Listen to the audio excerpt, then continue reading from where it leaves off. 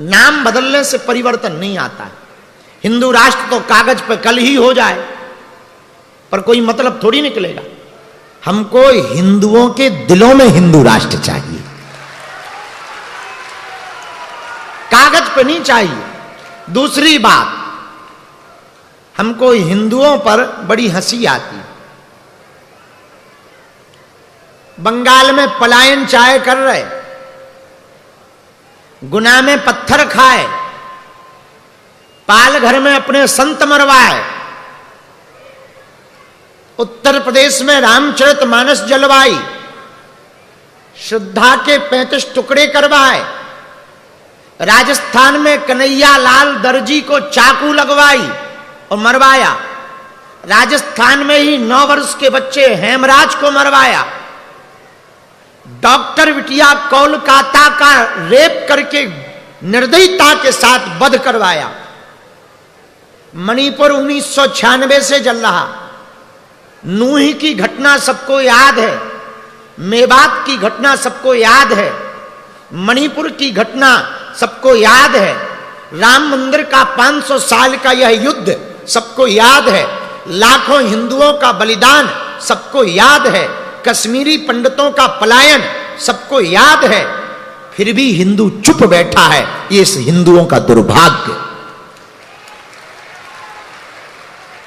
हम जब अंदर बैठे थे तो सब लोग, राठौर साहब, नवनीत, आप सब बैठे हुए चर्चा कर रहे थे कि अब क्या होगा। तो अब हमने हाथ जोड़ के कहा कि अगर हिंदू ऐसे ही पलायन करता रहेगा तो वो दिन दूर नहीं है जब महाराष्ट्र से भी पलायन करने को मजबूर हो जाएगा। और मजेदार बात यह है कि तुम ताली पीटोगे और तुम पर जू भी नहीं रहेगा। हिंदू हिंदू कहने से हिंदुत्व नहीं बचेगा। हमको हिंदुत्व की धारणाओं को वाणी में उतारना पड़ेगा। और हिंदुओं, एक बात तुम पते की समझ लो, लोग हमसे पूछते आप चाहते क्या हो? हमें तो मंदिरों में भीड़, सड़कों पर तूफान चाहिए, राम राज्य से भरा हिंदुस्तान चाहिए। बहुत से लोग आते, बाबा तुम हिंदू मुसलमान करते, ठटरी के बरे। हम हिंदू मुसलमान थोड़ी करते, हम तो खाली हिंदू हिंदू करते। और ये अपराध थोड़ी है, संविधान का लॉ है, अभिव्यक्ति की आजादी, अपनी धार्मिक स्वतंत्रता के प्रचार प्रसार की आजादी हमारे संविधान में है। तो हम अपनी संस्कृति को, अपने देश को, अपने हिंदुत्व को बचाने के लिए अगर कोई भी प्रयत्न करें तो हम सबका अधिकार है। पर दुर्भाग्य ये है कि 1996 से मणिपुर में जल रहा है, एक भी हिंदू आवाज नहीं उठा रहा। बांग्लादेश में इतने हिंदू हैं, वो कौन सा गांव, मुर्शिदाबाद,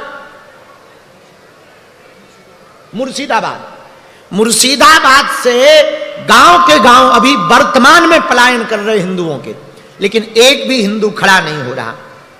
बुरा ना मानना, 100 का नोट अगर हम तुमको 4 टुकड़ों में बांट के दें और कहें कि जाओ दुकान पर चलाओ, तो क्या एक टुकड़ा 25 रुपया में चलेगा?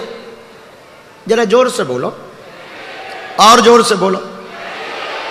आपका जवाब होगा नहीं चलेगा। नोट की तभी कीमत होगी जब चारों टुकड़े एक साथ होंगे। उसी प्रकार तुम्हारी तभी कीमत होगी जब तुम सभी जातियों से ऊपर उठ करके एक रहोगे, तभी तुम्हारी महत्वता होगी, तभी तुम्हें जाना जाएगा।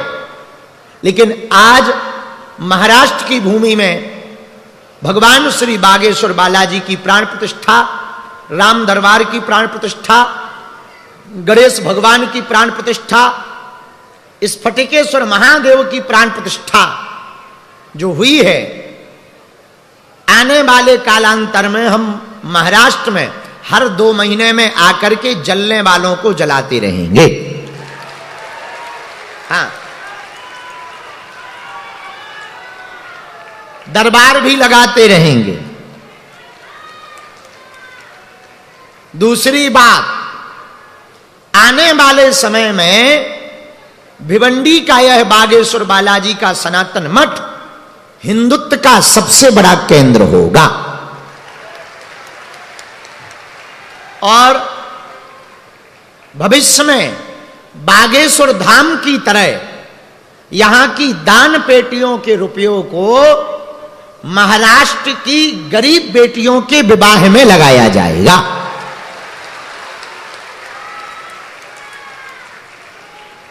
और कन्या विवाह करवाया जाएगा। भविष्य में इसी भिवंडी के बागेश्वर बालाजी सनातन मठ से निरंतर अन्नपूर्णा का भंडारा चलेगा। एक पत्रकार ने हमको दोपहर में पूछा कि आपने यहां मठ क्यों बनाया। हमने कहा भैया, अमीर लोग तो चार्टर लेकर के मध्य प्रदेश बागेश्वर धाम चले जाते हैं। रेहड़ी लगाने वाले, मजदूरी करने वाले, कंपनियों में 500 रुपया पर डे के हिसाब काम करने वाले लोग 5-5 दिन की छुट्टी लेकर बागेश्वर धाम किराया लगाकर जाकर उनकी जेब खाली हो जाती है। तो हमने ही बालाजी से प्रार्थना करी कि जो साधारण गरीब लोग हैं बागेश्वर बालाजी का आशीर्वाद मध्य प्रदेश में आकर नहीं ले पाते हैं, तो प्रभु आप ऐसी कृपा करो कि हम ही उनके पास चल पड़े। और अब बालाजी ही उनको आशीर्वाद देने महाराष्ट्र आ गए हैं। उनका जेब खर्च बचेगा कि नहीं बचेगा? हैं? बोलो, तुम्हारा समय बचेगा कि नहीं बचेगा? बचेगा। पैसा भी, किराया भी बचेगा कि नहीं बचेगा? बस बढ़िया है, मुंबई ज्यादा दूर नहीं है, 100-200 रुपया का किराया लगना है, आ जाओ चले जाओ। ज्यादा बलवान हो तो पैदल चले आओ, पैदल चले जाओ, भंडारा यहां मिलने ही वाला है। तो बड़ी अद्भुत बात कि अब देखो, यही भगवान की लीला है। भगवान के 2 प्रकार के अवतार का महत्व है। एक, जो भक्ति के बल पर जीते हैं वो पुरुषार्थ और भक्ति के बल पर भगवान को पा लेते हैं। लेकिन हमारे जैसे लोग भक्ति नहीं कर पाते। हमारे जैसे लोग हैं कैसे? भजन करन में आलसी, भोजन में